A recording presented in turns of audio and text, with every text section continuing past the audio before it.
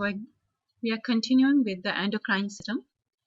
Hypopituitarism. Hypopituitarism is basically a clinical syndrome, and it can result due to which can be due to pituitary tumors, functional or not, and non-pituitary tumors like primary or metastatic tumors to the pituitary gland, and it could be like due to pituitary surgery, radiations, and apoplexy, sudden hemorrhage in a pituitary adenoma that is a surgical emergency. Sheehan syndrome is a postpartum ischemic necrosis of a pituitary gland.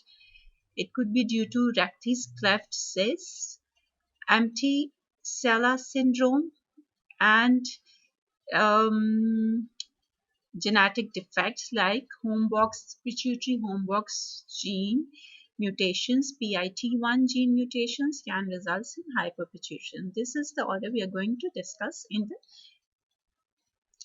next slides. Hyperpituitarism is a clinical syndrome of deficiency in pituitary hormone production and its secretion. Panhypopituitarism refers to involvement of all pituitary hormones, and it is very rare. It may result by involving the pituitary gland. It could be due to hypothalamus lesions that results in a deficiency of inhibitory of deficiency of releasing hormones, and surrounding structures or tumors of surrounding structures can lead to hypopituitarism. Etiology: developmental or structural, like transcription factor defect, pituitary dysplasia or aplasia, absence of pituitary gland, congenital central nervous system involvement due to mass on cephalocele, primary empty sella syndrome, congenital hypothalamic disorders. Could be traumatic, like during surgical resection, trauma to a pituitary gland due to radiations as a result to a radiation damage that results in loss of pituitary parenchyma, or it could be due to head injuries that results in loss of damage to the pituitary gland or loss of pituitary parenchyma.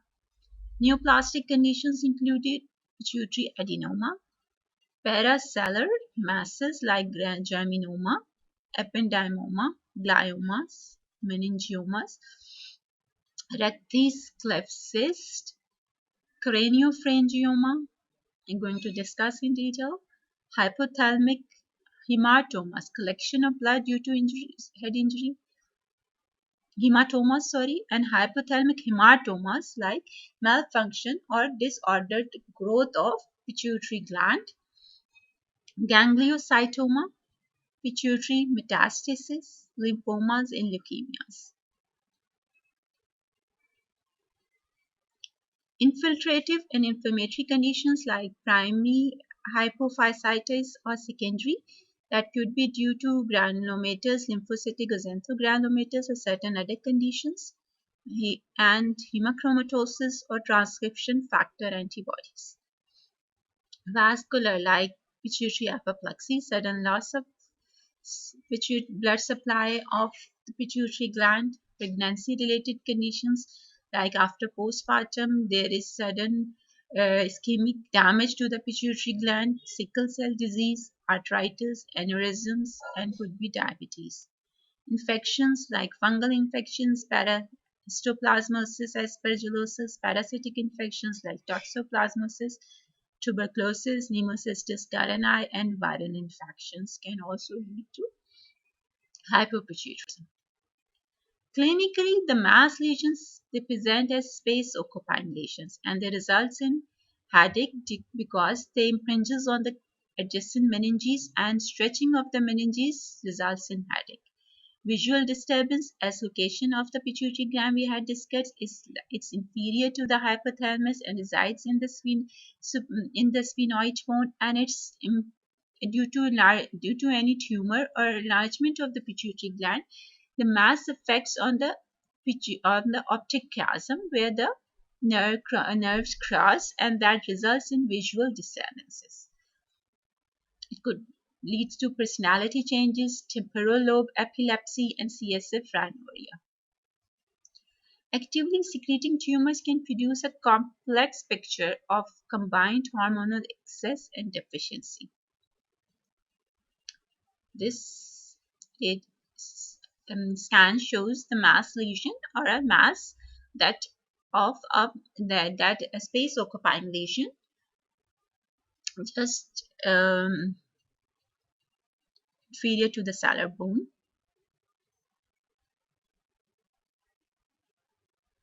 Clinically, growth hormone presents with reduced energy, reduced muscle mass and strength, increased central adiposity, decreased sweating and impaired thermogenesis, and reduced bone mineral density. And when there is pituitary deficiency or disorder in children and infancy, it is characterized by stunted growth and is called dwarfism. Dwarfism is basically due to reduction in growth hormone in infancy or early childhood, deficiency of growth hormone releasing hormone from hypothalamus. It could be due to the tumor of anterior pituitary, atrophy of acidophils in adenohypophysis, tumor of chromophobes, non-functioning tumor that compresses and destroys the normal pituitary cells, or panhypopituitarism, growth hormone in adults. Clinically, like adrenocorticotropic hormone deficiency, patient presents with fatigue, weakness, anorexia, weight loss, nausea, vomiting, abdominal pain,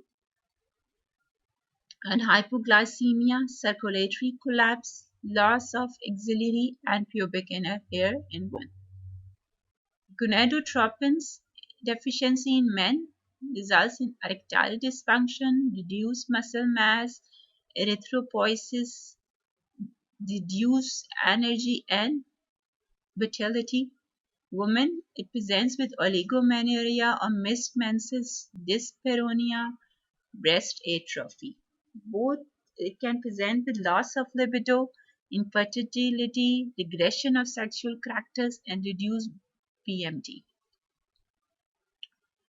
Thyroid stimulating hormone deficiency patient presents with fatigue, apathy, cold intolerance, constipation, weight gain, dry skin, and psychomotor retardation. Antidiuretic hormone deficiency patient can presents with polyuria, polydipsia, and nocturia. There will be increased urination. Prolactin deficiency results in lactational failure after birth. Excessive mortality rates are basically due to cardiovascular collapse or diseases, and its order of diminished tropic hormones reserve function by pituitary compression is usually in this order. Pituitary apoplexy. Pituitary apoplexy is basically an hemorrhagic infarction of a pituitary adenoma or a tumor.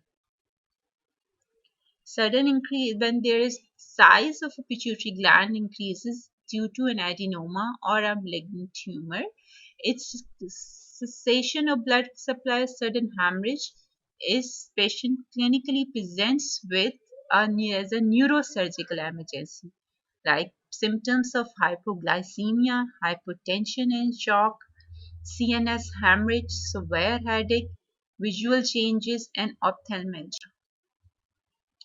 Risk factors are diabetes or a radiation treatment for a pituitary tumor or warfarin use. Symptoms may occur immediately or may develop over 1 to 2 days. Diagnosis is on CT scan and MRI. Treatment is surgical or medical therapy if symptoms are mild. Sheehan syndrome. Sheehan syndrome is named after British pathologist Harold Fleming Sheehan, who describes specific association with postpartum hemorrhage. Is basically a ischemic pituitary necrosis after substantial blood loss during childbirth. It has no correlation between severity of hemorrhage and symptoms and is recognized days to weeks after postpartum. and can results in like secondary hypothyroidism, lactational failure, secondary adrenal insufficiency. Patient presents with lethargy, anorexia, weight loss, typically long interval between obstetric event and diagnosis. Head trauma. Head trauma, yeah, like trauma, partial results in partial or total damage by, it could be due to during birth, cranial hemorrhage, fetal asphyxia, or breech delivery. Head trauma may lead to cell-arterial fracture, pituitary stalk section, trauma-induced vasospasm, or there could be ischemic infarction of the gland. Most common traumatic cause is iatrogenic during like neurosurgical trauma during surgery of a tumor, transient or permanent like diabetes insipidus, and varying degrees of anterior pituitary dysfunction. Hypopituitarism usually manifests within a year after injury to the gland. So, as a result of like pituitary during radiation therapy due to a pituitary cancer or tumor results in destruction of the adjacent pituitary parenchyma also that can present with hypopituitarism. Empty seller syndrome is often an incidental MRI finding in which you can see there is herniation of the arachnoid and then CSF through a defect in the sphenoid bone, and that leads to herniation of CSF into the space, and the pituitary gland is pushed to one side.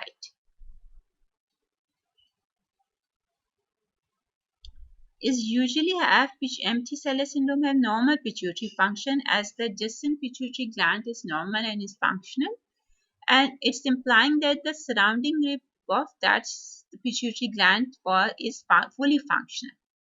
Hypopituitarism may develop when more than 90% of the tissue is compressed. Primary anticellular syndrome is as a result of consequence of congenital weakness of diaphragm. Pituitary masses may undergo clinically silent infarction with secondary development of partial or total anticellular by CSF filling the dural herniation. Rarely functional pituitary adenomas may arise within the rim of a pituitary tissue. They are not always visible on MRI.